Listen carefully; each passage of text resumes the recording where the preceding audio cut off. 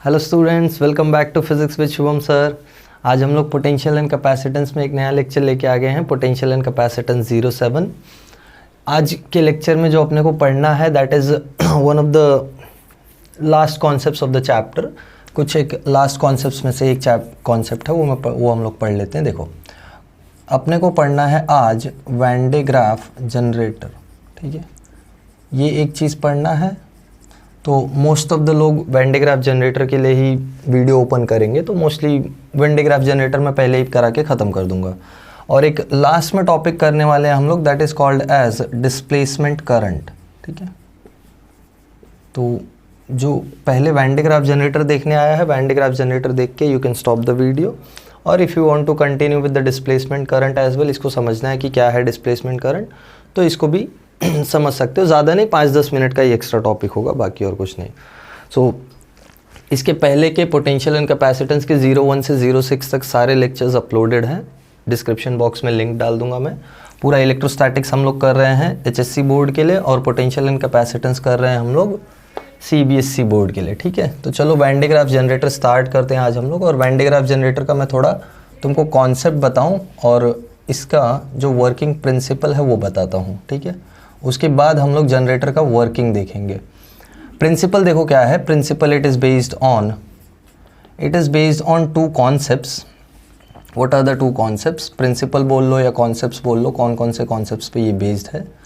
तो first concept is, ये potential के कॉन्सेप्ट पे बेस्ड है। और पोटेंशियल कौन से पोटेंशियल के कॉन्सेप्ट पे बेस्ड है? ये potential due to a charge sphere के कॉन्सेप्ट पे बेस्ड है।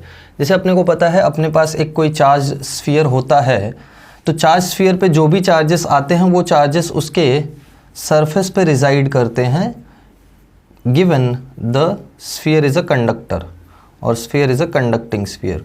तो अगर ये कंडक्टिंग स्फीयर है या फिर हॉलो नॉन कंडक्टिंग, या बेसिकली कोई भी हॉलो स्फीयर का मैं बात कर लूँ, तो हॉलो स्फीयर के जो सारे चार्जेस होते हैं वो सरफेस पे होते हैं। ये अपने को पता है। कैसे ऐसा होता है? बिकॉज वी नो कि अगर अंदर कोई चार्ज है भी तो वो रिपेल होके बाहर चला जाता है if the sphere is conductor. तो ये एक बेसिक कॉन्सेप्ट है कि जो भी चार्जेस होंगे स्फीयर पे वो उसके सरफेस पे होंगे। एंड स्पेशली हॉलो स्फीयर के केस में, हॉलो स्फीयर के केस में जो भी चार्जेस होते हैं वो सारे के सारे उसके सरफेस पे होते हैं। तो ये एक कॉन्सेप्ट है। इसको हम लोग यूज़ कैसे करेंगे, इसको आगे एक्सटेंड करते हैं कॉन्सेप्ट को और समझते हैं वैन डे ग्राफ जनरेटर में ये यूज़ कैसे होगा। जैसे सपोज मेरे पास ये एक पर्टिकुलर स्फीयर है जिसका वोल्टेज, या लेट्स से मैं इसका पोटेंशियल बोल देता हूँ। Let's say the potential is 200 volts, ठीक है। इसका वोल्टेज है 200 वोल्ट्स और इस पर चार्ज है कुछ, तो लेट्स से चार्ज है 100 कूलम, ठीक है। I can understand 100 coulomb is a very big charge, but fine, let's just take it for the sake of simplicity of numbers के लिए हम लोग ने ले लिया है कि नंबर्स सिंपल लगे। एक दूसरा मेरे पास चार्ज स्फीयर है, सपोज कर लो ये वही दूसरा चार्ज स्फीयर है। ये दूसरे चार्ज स्फीयर पे लेट्स कंसीडर वोल्टेज है 10 वोल्ट्स और लेट्स कंसीडर चार्ज है 5 कूलम, ठीक है। अब ज़रा सिचुएशन को समझते हैं। सिचुएशन ये है कि अगर मैं ये दोनों स्फीयर्स को कनेक्ट करूँ वाया अ कनेक्टिंग या कंडक्टिंग कनेक्शन, तो होगा क्या? होगा ये कि according to the basic idea of charge flow किधर होता है, चार्ज फ्लो कैसे होता है, ये सब अपने को थोड़ा बहुत आइडिया है। तो हमको पता है कि चार्ज हमेशा हाई पोटेंशियल से लो पोटेंशियल पे जाता है अगर वो पॉजिटिव चार्ज है, और नेगेटिव चार्ज हमेशा लो पोटेंशियल से हाई पोटेंशियल पे जाता है, राइट। तो एक्चुअल में सरफेस पे चार्जेस जो होते हैं वो पॉजिटिव तो मूव करते नहीं, इलेक्ट्रॉन्स मूव करते हैं। तो बेसिकली क्या होगा मालूम है? होगा ये कि यहाँ से इलेक्ट्रॉन्स यहाँ शिफ्ट होने लगेंगे, तो यहाँ के पॉजिटिव चार्जेस कम होने लगेंगे, और जो इलेक्ट्रॉन्स यहाँ से जा रहे हैं उसकी वजह से यहाँ पॉजिटिव चार्जेस इंड्यूस होने लगेंगे, ठीक है। ये बेसिक कॉन्सेप्ट है। तो सिंपल वे में समझो तो पॉजिटिव चार्जेस यहाँ से यहाँ जा रहे हैं, ठीक है। तो पॉजिटिव चार्जेस यहाँ से यहाँ शिफ्ट होने लगते हैं। ये बेसिक कन्वेंशनल फ्लो है of charge. Conventional flow of charge मतलब बोलो तो जैसे पानी किसी हाइट पे है, हाइट से नीचे ही आएगा ना पानी, अपने आप नीचे से ऊपर नहीं जाएगा। ये कन्वेंशन है ना। हीट हमेशा हाई टेम्परेचर से लो टेम्परेचर पे जाता है, लो टेम्परेचर से हाई टेम्परेचर पे अपने आप नहीं जाता है। गर्म चाय रखोगे तो ठंडी हो जाएगी ना, ठंडी चाय रखोगे तो एटमॉस्फेयर में रख के गर्म नहीं हो जाती है, उबलने नहीं लगेगी या खोलने नहीं लगेगी। So these are some conventions in the nature. तो इसी कन्वेंशन के हिसाब से अगर हम लोग समझे तो चार्ज हमेशा ये बड़े वाले स्फीयर, ये you can say higher potential वाले स्फीयर से लोअर पोटेंशियल पे आएगा। बट नाउ सपोज मुझे इस वाले स्फीयर से चार्ज यहाँ लेके जाना है, positive charge I am talking about, इस वाले स्फीयर से पॉजिटिव चार्ज मुझे यहाँ लेके जाना है। तो मैं क्या करूँ? I know I have to do work, मतलब मुझे यहाँ से ज़बरदस्ती चार्ज उठा के यहाँ लेके जाना पड़ेगा। क्यों?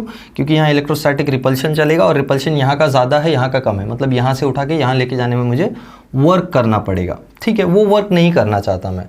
what will I do? What is the trick so that I can have these charges moving from the smaller potential surface to higher potential surface? मतलब लो पोटेंशियल से हाई पोटेंशियल पे चार्ज बिना कुछ किए कैसे फ्लो करा सकते हैं, वही वैन डे ग्राफ का कॉन्सेप्ट है। देखो क्या करूँगा मैं एक इंटरेस्टिंग चीज़ करने वाला हूँ। वो इंटरेस्टिंग चीज़ ये है कि अगर मैं एक पोटेंशियल का कॉन्सेप्ट याद करूँ कि ये स्फीयर के सरफेस पे अगर चार्ज क्यू है तो सरफेस पे पोटेंशियल होता है कुछ, और वो पोटेंशियल कितना होता है, पोटेंशियल एट सरफेस होता है के क्यू बाई, अगर स्फीयर का रेडियस है आर तो वो होता है आर, राइट।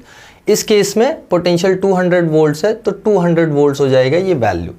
हमको एक और चीज़ पता है कि स्फीयर के अंदर सब जगह पे पोटेंशियल सेम होता है, हर जगह पे, everywhere wherever you go the potential is same and the value is same as the potential at the surface। ये चीज़ हमने डिराइव किया था potential due to a sphere करने के टाइम पे, तो ये कॉन्सेप्ट तुमको पता होना चाहिए।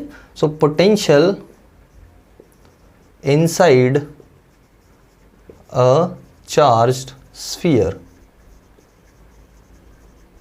is same as or same everywhere and it is equal to potential at surface. ठीक है, सरफेस पे जो पोटेंशियल होता है वही इसके अंदर या स्फीयर के सरफेस के अंदर हर जगह पे वही पोटेंशियल होता है, मतलब हर जगह यहाँ 200 200 200 है। तो मैं क्या करता हूँ, देखो मैं एक इसमें से कैविटी बनाऊँ और इस छोटे वाले स्फीयर को, जो मेरा छोटा वाला स्फीयर था, उसको यहाँ ला के रख दूँ।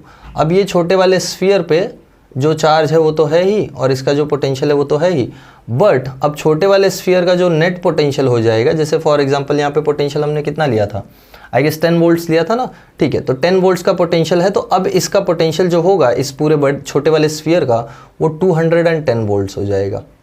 ये देखो ये क्या हुआ, ये हुआ है कि जैसे मैंने इस छोटे वाले स्फीयर को अंदर डाला, अंदर ऑलरेडी पोटेंशियल 200 है ना, और पॉजिटिव चार्ज का ही पोटेंशियल है वो भी, और ये भी अपना पॉजिटिव चार्ज का पोटेंशियल लेके आया, तो स्केलर क्वांटिटी पोटेंशियल ऐड हो जाएगा। मतलब जो नेट पोटेंशियल इस सरफेस पे आ गया है, अभी छोटे वाले सरफेस पे हम टॉकिंग, वो 210 वोल्ट्स हो गया है। अब ये क्या मतलब इसका यूज़ क्या है, इसका यूज़ ये है कि अब जैसे ही मैं यहाँ से यहाँ वायर कनेक्ट करूँगा ना, कंडक्टिंग वायर या conducting connection, if I make a conducting connection, अब चार्जेस इस छोटे वाले स्फीयर से बड़े वाले स्फीयर पे जाने लगेंगे। क्यों? क्योंकि छोटे वाले स्फीयर का पोटेंशियल अब हाई है, बड़े वाले स्फीयर का पोटेंशियल अब लो है। बड़ा वाला तो 200 वोल्ट्स पे ही है ना, बट अंदर वाला जो छोटा स्फीयर है ये 210 वोल्ट्स पे हो गया है।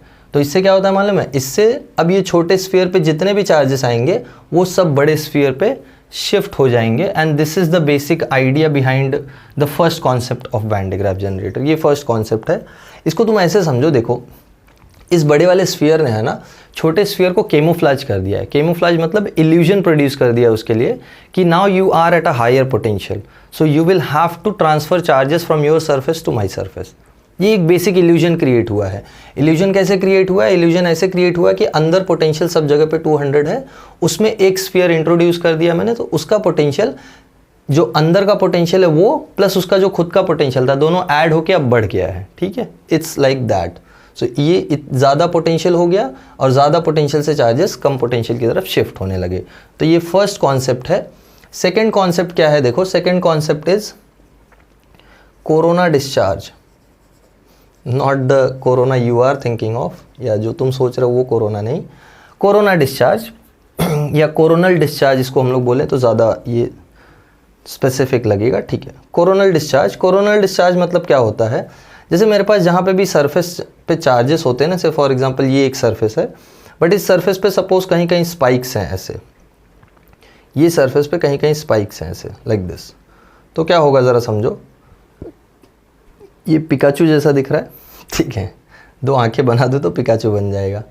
चलो, तो कोरोनल डिस्चार्ज का कॉन्सेप्ट क्या है, जहाँ पे पॉइंट चार्जेस होते हैं ना, या जहाँ पे पॉइंटेड स्ट्रक्चर्स होते हैं, वहाँ चार्जेस जो जमा होते हैं ना, उसके वजह से इस रीजन का जो सिग्मा है वो बहुत हाई हो जाता है। मतलब इट्स लाइक कि अगर इस मार्कर पे मैं चार्जिंग करूं और ज़्यादा चार्ज इस टिप पे रख दूं तो क्या होगा, इस टिप का सिग्मा हाई हो जाएगा। सिग्मा क्या होता है, चार्ज पर यूनिट एरिया ना, एरिया बहुत छोटा है ना, पॉइंटेड एरिया है, तो पॉइंटेड एरिया पे चार्ज डेंसिटी बढ़ जाता है। And due to this reason अगर इसको छोटा सा भी कॉन्टैक्ट मिलेगा तो ये तुरंत डिस्चार्ज हो जाएगा। छोटा सा भी कॉन्टैक्ट मिला, कंडक्टिंग कॉन्टैक्ट, तो ये तुरंत डिस्चार्ज हो जाएगा। इसका फ़ायदा ये है कि अगर मैं इसको कहीं से भी एक कंडक्टिंग कॉन्टैक्ट दे दूंगा तो ये सारे के सारे चार्जेस को ट्रांसफ़र कर सकता है दूसरे वाले सरफेस पे। That's the main concept here as compare to blunt surface. Blunt surface अगर मैं लूँ तो इतना ईजिली पॉसिबल नहीं होगा charge transfer as compare to a sharp surface. ये कोरोनल डिस्चार्ज का कॉन्सेप्ट है, ठीक है। तो ये दो कॉन्सेप्ट्स पे अपना Van de Graaff generator based है। ज़रा देख लेते हैं क्या है वैन डे ग्राफ जनरेटर, ठीक है। ये तो हो गया। अभी इसका एम समझ लो, वैन डे ग्राफ जनरेटर का एम क्या है। Aim is to generate high voltage, ठीक है। हाई वोल्टेज कितना जनरेट करेगा ये, अराउंड 10⁶ वोल्ट्स, यानी 10 लाख वोल्ट्स तक ये वोल्टेज जनरेट कर सकता है। Now you can understand how high the voltage is.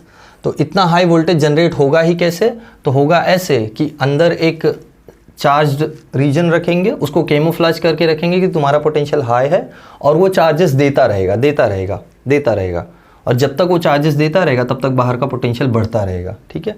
और बाहर का पोटेंशियल बढ़ रहा है तो स्फीयर के अंदर भी पोटेंशियल बढ़ रहा है, ठीक है। That's the main idea.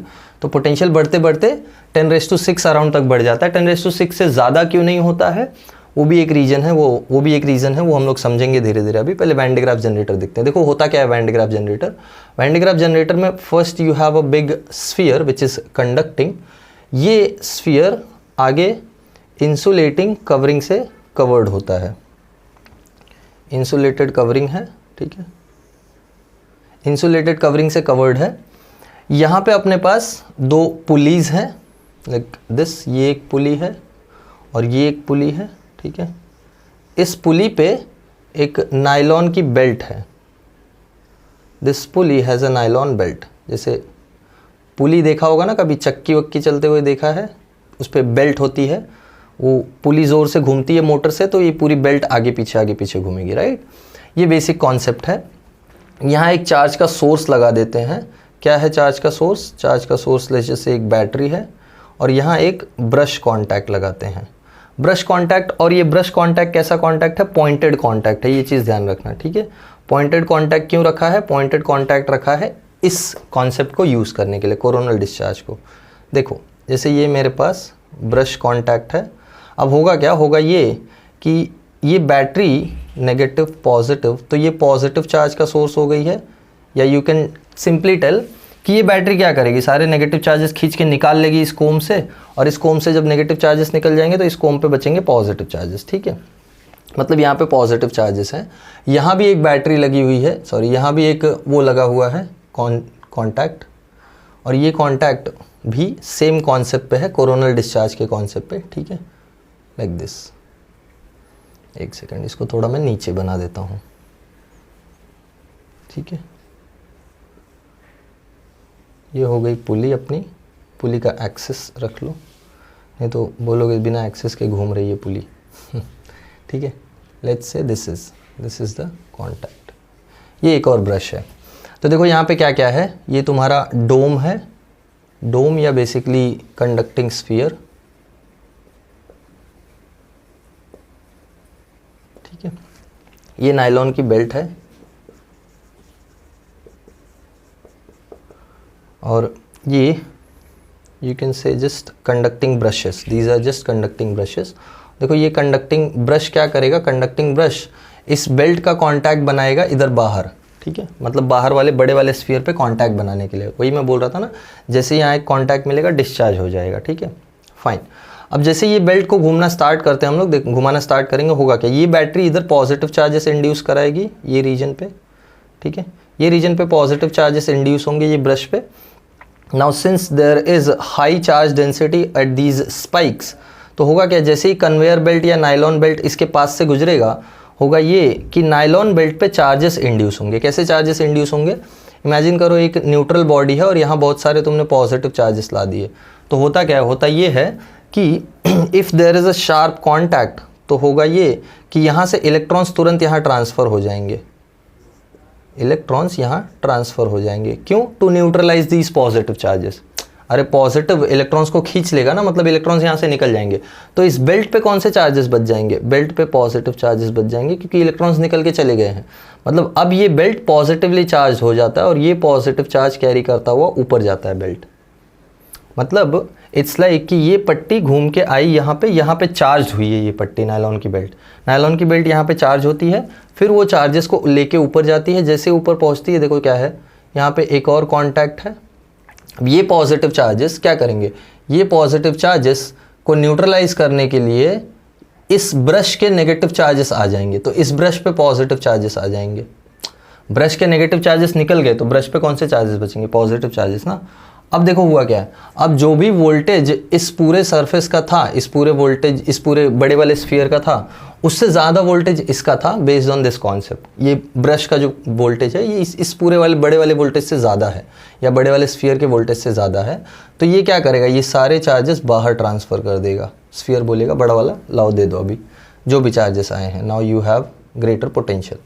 अब ये जैसे ही चार्जेस लूज़ कर देगा यहाँ पे, आगे फिर डिस्चार्ज होके जाएगा, फिर घूम के फिर चार्ज होगा, फिर डिस्चार्ज होगा यहाँ, फिर घूम के फिर जाएगा, फिर डिस्चार्ज होगा, एंड सो ऑन। ऐसे ऐसे करके ये जो बाहर का सरफेस है इस पे बहुत सारे चार्जेस आ जाते हैं, एंड जितने ज़्यादा चार्जेस उतना ज़्यादा voltage.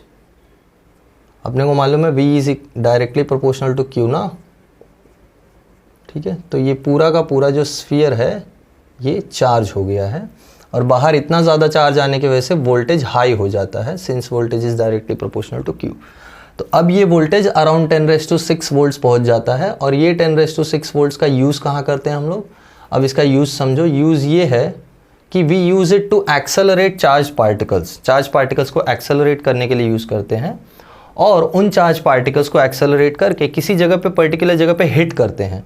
When we hit it at a particular point, कहीं पे हिट करेंगे तो वहाँ से जो प्रॉपर्टीज़ हमको समझ, जैसे फॉर एग्जांपल अपने को एक न्यूक्लियस को ब्रेक करना है, तो कैसे ब्रेक कर पाओगे न्यूक्लियस को? न्यूक्लियस को ब्रेक करने के लिए कोई पार्टिकल जाके न्यूक्लियस में हिट करना चाहिए ना।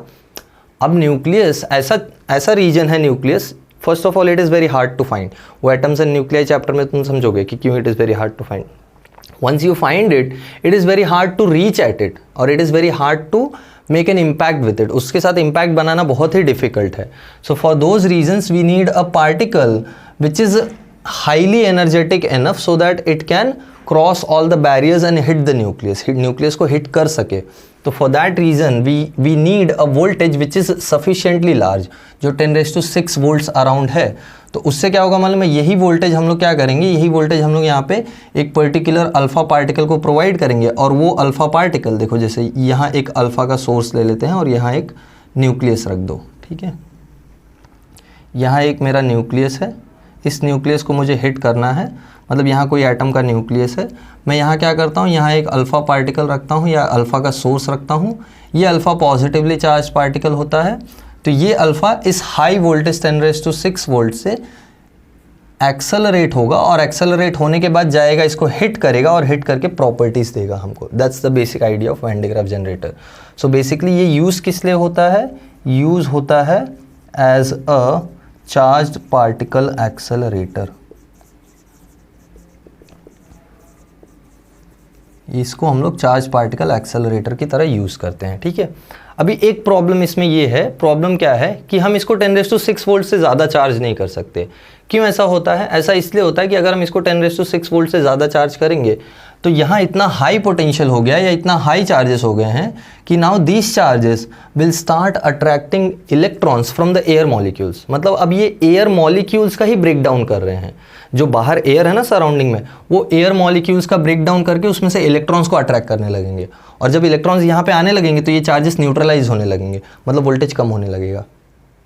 समझा? So we can not charge it beyond 10⁻⁶ volts. अब ये 10⁻⁶ मतलब एग्जैक्ट 10 लाख वोल्ट नहीं है, 10⁻⁶ इज अ रेंज। तो 10⁻⁶ वोल्ट्स में या 10⁻⁶ अराउंड इसका वोल्टेज हम लोग पहुंचा सकते हैं मैक्स टू मैक्स। उससे ऊपर जाने का ट्राई करेंगे तो प्रॉब्लम क्या होगा? प्रॉब्लम ये होगा कि जो सराउंडिंग मीडियम है उसका ही ब्रेक डाउन हो जाता है।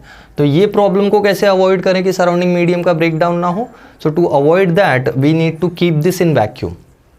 वैक्यूम में रखोगे तो वैक्यूम का थोड़ी ब्रेक डाउन होगा, वैक्यूम में कोई पार्टिकल्स ही नहीं है।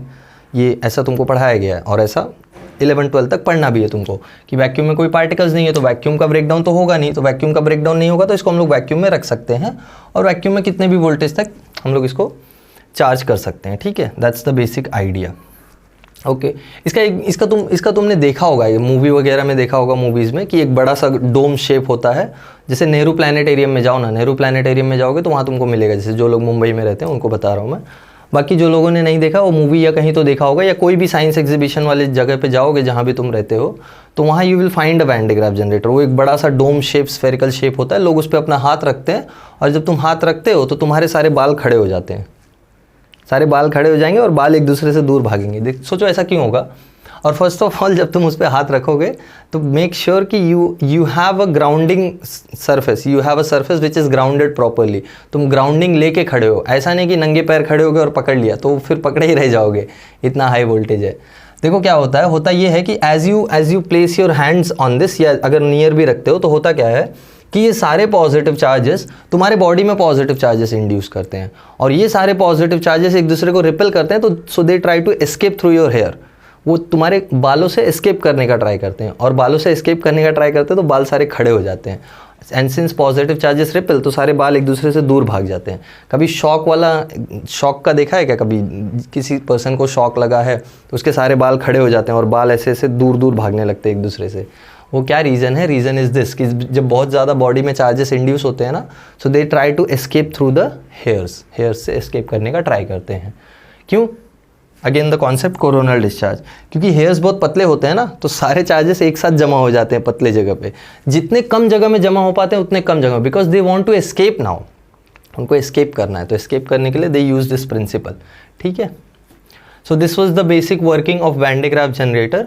इसका एम ये है, इसका यूजेस ये है, चार्ज पार्टिकल एक्सेलरेटर के लिए हम लोग इसको यूज़ करते हैं। पार्टिकल्स को एक्सेलरेट करके न्यूक्लियाई का स्टडी करते हैं, दैट्स द बेसिक आइडिया। इसके बाद हम लोग करेंगे डिस्प्लेसमेंट करंट। तो जो वैन डे ग्राफ जनरेटर के लिए वीडियो देख रहा है they can stop it here, but if you want to continue with the displacement current तो वो भी हम लोग आगे देखते हैं, ठीक है। आई होप सबको समझ में आया होगा। इसको नोट डाउन करो पॉज करके। ओके, आई होप सबने नोट डाउन कर लिया है। चलो, वैन डे ग्राफ जनरेटर सबको समझ में आ गया होगा। अभी हम लोग एक लास्ट कॉन्सेप्ट देख लेते हैं इलेक्ट्रोस्टैटिक से। अच्छा, मेरा सेटअप ठीक है ना?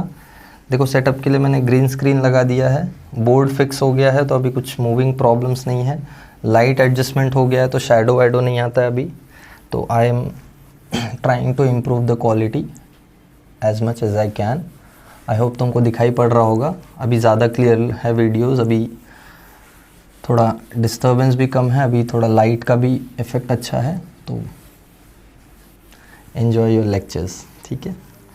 लेक्चर्स को अच्छे से देखो और नोट्स भी बनाया करो साथ में। I am working on notes एक बार सारे रेडी होंगे तो मैं सारा एक लिंक दे दूंगा, but still you go on making your own notes. अपने नोट्स बनाओ तो ज़्यादा बेटर होगा preparation. As far as till now we are concerned, मैं 12th बोर्ड्स तक का प्रिपरेशन अच्छे से करा रहा हूँ, 11-12 बोर्ड्स। अगर एंट्रेंसेस का भी करना है तो वो भी हम लोग चालू करेंगे, ठीक है। चलो, डिस्प्लेसमेंट करंट का कॉन्सेप्ट सीख लेते हैं। क्या होता है डिस्प्लेसमेंट करंट? डिस्प्लेसमेंट करंट के लिए पहले तुमको कैपेसिटर का चीज़ें याद करनी पड़ेंगी। जैसे ये एक कैपेसिटर होता था, पैरेलल प्लेट कैपेसिटर, और हमको मालूम है parallel plate capacitor without any dielectric exist नहीं करेगा। क्यों? क्योंकि स्टेबल नहीं होगा। तो ये चीज़ हमने कैपेसिटर्स में अच्छे से समझ ली है कि स्टेबिलिटी इश्यूज़ के लिए हमको डाइइलेक्ट्रिक लगाना ही पड़ता है, ठीक है। सपोज़ ये एक डाइइलेक्ट्रिक लगाया हमने, ठीक है, ये हमारा पैरेलल प्लेट कैपेसिटर हो गया। Okay, this is a dielectric जिसका डाइइलेक्ट्रिक कांस्टेंट है के, और ये इसको एक बैटरी के थ्रू कनेक्ट किया। जब तक डीसी बैटरी के थ्रू कनेक्ट किया है तब तक कोई प्रॉब्लम नहीं है, और जब तक डीसी बैटरी के थ्रू कनेक्ट किया हमको मालूम है कि इसका जो कैपेसिटी है, let the capacity be C, और सी की वैल्यू होती है, क्या होती है वैल्यू?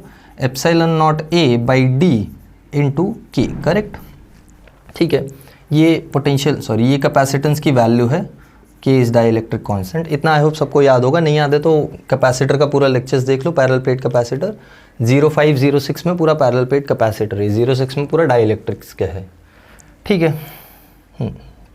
सो आगे देखो, जैसे सी को मैं क्या सब्स्टिट्यूट कर सकता हूँ, अगर इस प्लेट पे चार्जेस हैं, जैसे फॉर एग्जांपल ये प्लेट है, इस पे चार्जेस आ जाते हैं ना, हमको मालूम है अगर डीसी से कनेक्ट करेंगे, that is basic charging of capacitors, तो इसको मैं लिख सकता हूँ Q upon delta V equals to epsilon naught A D by K। ये पोटेंशियल डिफरेंस को भी मैं कुछ लिख सकता हूँ, I know potential difference since delta V is equal to electric field into distance, ये रिलेशन तो सबने पढ़ रखा होगा, याद होगा सबको। सो इसको मैं लिख सकता हूँ Q upon E into D equals to epsilon naught A K by D। D से D कट हो गया, यहाँ से Q की वैल्यू मिल रही है, E इधर चला जाएगा तो हमको मिलता है epsilon naught A K into E। अब देखो सारी चीज़ें इसमें कांस्टेंट हैं except for the electric field जो चेंज हो सकती है, अभी कांस्टेंट है, अभी ये चेंज नहीं हो रही है, अभी कांस्टेंट ही है, except for the electric field जो चेंज हो सकती है। मतलब जैसे अगर मैंने एक वोल्टेज सोर्स लगाया जिसका पॉजिटिव नेगेटिव, ये डीसी सोर्स लगाया, तो डीसी सोर्स से इस पर एक फिक्स चार्ज आ जाएगा जिसकी वजह से फिक्स इलेक्ट्रिक फील्ड हो जाएगी, ठीक है। वो सब में हम लोग इसको समझ के चलते हैं कि यहाँ से एक चीज़ समझ में आ रहा है, therefore Q is directly proportional to E। क्यों डायरेक्टली प्रोपोर्शनल? क्योंकि एप्सिलॉन नॉट कांस्टेंट है, area of the plates constant है, डाइलेक्ट्रिक कांस्टेंट तो कांस्टेंट ही है, ठीक है। तो इलेक्ट्रिक फील्ड पे डायरेक्टली प्रोपोर्शनल है चार्ज। अब ये जो करंट का बात है ये क्या है ज़रा समझते हैं। करंट के बारे में एक चीज़ समझ के रखो कि करंट होता है rate of change of charge या rate of flow of charge, dq by dt, right. ये तो अपने को पता ही होगा ना, dq बाई dt सबको मालूम है, करंट का ये एक्सप्रेशन होता है, ठीक है। तो जब तक चार्ज चेंज नहीं होगा तब तक करंट नहीं आएगा, जब तक चार्ज कांस्टेंट है तब तक प्लेट्स के बीच में करंट नहीं आएगा, दैट्स द प्रॉब्लम। ये जो प्रॉब्लम है ना, देखो क्या है सिचुएशन। ये था कि एम्पियर ने अपना लॉ दिया, एम्पियर सर्किट लॉ, वो आई होप अब तक तुमको पता है तो बहुत अच्छी बात है, otherwise will do a video on that whole chapter. Ampere ने एक लॉ दिया, Ampere circuit law, and Ampere said कि we can make magnetic field using electric field, या basically we can make magnetic field using currents. Magnetic field को हम लोग produce कर सकते हैं यूजिंग करंट और उसका वैल्यू भी हम लोग निकाल सकते हैं। बट अगर एक पैरेलल प्लेट कैपेसिटर है जिसके बीच में कोई कनेक्शन नहीं है करंट के लिए, जैसे बीच में हमने डाइलेक्ट्रिक लगाया है, तुमको अगर याद हो वो करंट के लिए इंसुलेटिंग होता है, तो कोई पैरेलल प्लेट कैपेसिटर के बीच में से करंट नहीं होगा तो पैरेलल प्लेट कैपेसिटर के बीच में फील्ड भी एग्जिस्ट नहीं करनी चाहिए, magnetic field. But there was an observation such as electromagnetic waves, जैसे मार्कोनी ने इलेक्ट्रोमैग्नेटिक वेव्स डिटेक्ट कर लिए, हर्ट्ज ने इलेक्ट्रोमैग्नेटिक वेव्स डिटेक्ट कर लिए। अब ये क्या था, ये था कि जहाँ भी पैरेलल प्लेट कैपेसिटर होता था वहाँ से इलेक्ट्रिक और मैग्नेटिक फील्ड वाली वेव्स निकल रही थी। अब ये कैसे पॉसिबल है? अगर यहाँ करंट नहीं है तो यहाँ मैग्नेटिक फील्ड कैसे आया? इनफैक्ट इतना ही नहीं, अगर हमने यहाँ पे कोई नीडल रखा, मैग्नेटिक नीडल, तो वो डिस्प्लेस हो रहा था या डिफ्लेक्ट हो रहा था। ये कैसे पॉसिबल है? पॉसिबल तभी है जब यहाँ मैग्नेटिक फील्ड है, और पॉसिबल मैग्नेटिक फील्ड भी कब पॉसिबल है? जब यहाँ करंट है। हमने देखा वायर के यहाँ, जैसे फॉर एग्जांपल ये जो वायर कनेक्ट किया है हमने, ये यहाँ देखा कि यहाँ करंट है, तो यहाँ करंट है तो यहाँ नीडल रखने पे डिफ्लेक्ट होता है, नो डाउट। तो ये बेसिकली ये करंट इन द सर्किट हो गया, इसको हम लोग बोलते हैं सर्किट करंट, ठीक है।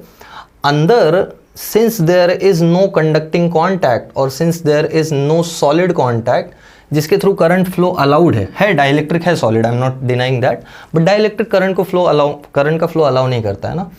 तो क्या रीज़न है कि यहाँ से एक करंट फ्लो कर रहा है, और अगर कोई करंट है जो डिफ्लेक्शन प्रोड्यूस कर रहा है, producing its own magnetic field, तो वो कौन सा करंट है? उसको नाम दिया गया डिस्प्लेसमेंट करंट, ठीक है। इसको नाम दिया गया डिस्प्लेसमेंट करंट। कैसे ये करंट का प्रोडक्शन होता है या कैसे इसको मैथमेटिकली हम लोग समझ सकते हैं? जैसे इसी एक्सप्रेशन को मैं डेरिवेट करूँ तो मुझे मिल जाएगा dq by dt equals to epsilon naught a k de by dt।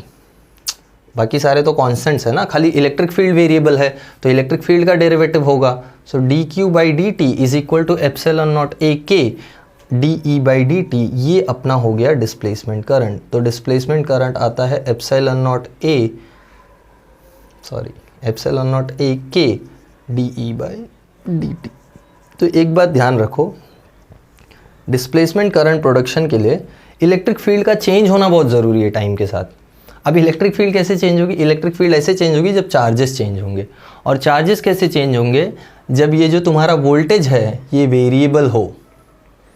अगर कांस्टेंट वोल्टेज देते रहोगे तो फिक्स चार्जिंग हो जाएगी और ये चार्जिंग चेंज नहीं होगी। तो यहाँ हमको एक वेरिएबल वोल्टेज यानी ऑल्टरनेटिंग वोल्टेज लगाना पड़ता है। तो इसीलिए कैपेसिटर जो होता है ना वो डीसी में काम नहीं करता है। तो इसीलिए तुमने आज तक कैपेसिटर्स को डीसी में कनेक्ट किया भी नहीं है एक्सेप्ट फॉर चार्जिंग। तुम कैपेसिटर को चार्ज करके निकाल लेते हो। तुमने जहाँ भी कैपेसिटर देखा होगा सर्किट में फंक्शनिंग, वो हमेशा एसी सर्किट में फंक्शनिंग होता है, हमेशा का हमेशा एसी सर्किट में। क्यों? क्योंकि एसी सर्किट में जो यहाँ पे चार्जेस इंड्यूस होंगे वो वेरिएबल होंगे, और when there will be a change of charge या basically rate of change of charge या rate of flow of charge, वहाँ एक करंट आ जाएगा, डिस्प्लेसमेंट करंट, तब ये सर्किट में करंट फ्लो करने लगता है। ठीक है, that's the basic point about displacement current. ये डिस्प्लेसमेंट करंट के वजह से बाद में हमने लाइट का एग्जिस्टेंस प्रूव कर दिया कि जो लाइट है, ये जो वाइट लाइट घर में दिख रही है, ये वाइट लाइट एग्जिस्ट कैसे करती है, पॉसिबिलिटी क्या है। पॉसिबिलिटी ये थी कि electric and magnetic fields they were reproducing each other simultaneously which was giving the existence for electromagnetic waves. तो ये जो सारे चैप्टर्स चलते हैं ना अभी, जैसे इलेक्ट्रोस्टैटिक्स हो गया, इसके बाद करंट इलेक्ट्रिसिटी आएगा, उसके बाद magnetic effect of electric current आएगा, उसके बाद फिर मैग्नेटिक मटेरियल्स, फिर उसके बाद इलेक्ट्रोमैग्नेटिक इंडक्शन, फिर एसी सर्किट्स, ये सब में तुम इन सब का बेसिक समझोगे। ये जो एसी, ये जो लाइट का एग्जिस्टेंस हम लोग पढ़ने जा रहे हैं ना, इलेक्ट्रोमैग्नेटिक वेव्स, इन सारे चैप्टर्स में तुम इसका बेसिस पढ़ते चलोगे कि कैसे ओरिजिन हो सकता है। जैसे तुमने यहाँ पे डिस्प्लेसमेंट करंट समझ लिया कि डिस्प्लेसमेंट करंट एक की फैक्टर है, उसके बाद धीरे धीरे तुम समझोगे कि इलेक्ट्रिक फील्ड से मैग्नेटिक फील्ड कैसे बनती है, फिर देखोगे मैग्नेटिक फील्ड से इलेक्ट्रिक फील्ड कैसे बनती है। दो चैप्टर्स में डिवाइड है ये सब। तो ये सब पूरा देखने के बाद फिर तुम इलेक्ट्रोमैग्नेटिक वेव्स समझ पाओगे। तो इलेक्ट्रोमैग्नेटिक वेव्स को समझने में डिस्प्लेसमेंट करंट का बहुत इंपॉर्टेंट रोल है। मतलब बेसिकली यहाँ पे एक डिस्प्लेसमेंट करंट चल रहा है और ये डिस्प्लेसमेंट करंट की कुछ प्रॉपर्टीज़ हैं, that is circuit current is same as displacement current. ठीक है, तो मैग्नेटिक फील्ड भी जो बनाता है डिस्प्लेसमेंट करंट, वो सर्किट करंट जितनी ही बनाता है। ये कुछ प्रॉपर्टीज़ हैं, कहाँ से आई हैं इसको परेशान होने का ज़रूरत नहीं है, जस्ट यू शुड नो, इतना इनफ है तुम्हारे सिलेबस के लिए। और ये डिस्प्लेसमेंट करंट में बस इतना याद रखना, जब तक there will be a rate of change of electric field तभी तक there will be a current in the capacitor. So displacement current का एग्जिस्टेंस तभी आता है जब वेरिएबल इलेक्ट्रिक फील्ड आती है, और वेरिएबल इलेक्ट्रिक फील्ड तभी आएगी जब वेरिएबल चार्ज आएगा, और वेरिएबल चार्ज तभी आएगा जब वेरिएबल वोल्टेज आएगा। तो काफ़ी घुमा फिरा के प्रोसेस है, but you get the idea. ठीक है, तो ये अपना electrostatics, electric charges and fields, potential capacitance, जो भी बोल लो, इन सब का थियरी यहाँ पे हो जाता है ख़त्म। और न्यूमेरिकल्स का भी वीडियो आ गया है, तो न्यूमेरिकल्स इलेक्ट्रोस्टैटिक्स तुम देख सकते हो, वीडियो ऑलरेडी अपलोडेड है। तो आई होप इलेक्ट्रोस्टैटिक्स सबको सब कुछ समझ में आया था। ये कुछ कॉन्सेप्ट्स थे जो आज हमने कवर कर लिए। सो कुछ भी डाउट्स है जो भी आज हमने लेक्चर में किया है, जो भी किसी भी लेक्चर में कुछ भी डाउट है तो वो वीडियो पे जाके कमेंट कर दो, या इस वीडियो में कुछ डाउट है तो इस पे कमेंट कर दो। ठीक है, so let me know, I will try to solve it with my best efforts. Okay, bye everyone, have a good day.